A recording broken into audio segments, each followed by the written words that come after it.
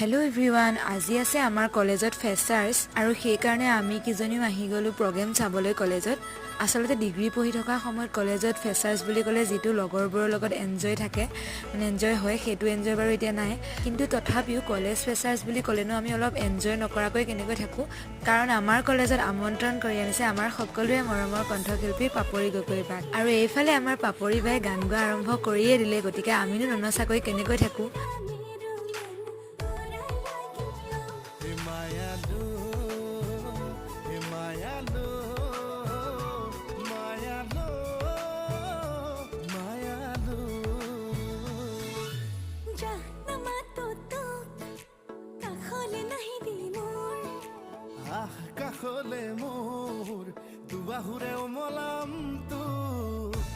ইমান ধুনীয়া ধুনীয়া গান গাইছে পাপৰি বাই, গতিকে সকলোৱে কিমান এনজয় কৰিছে আপোনালোকে দেখিছে।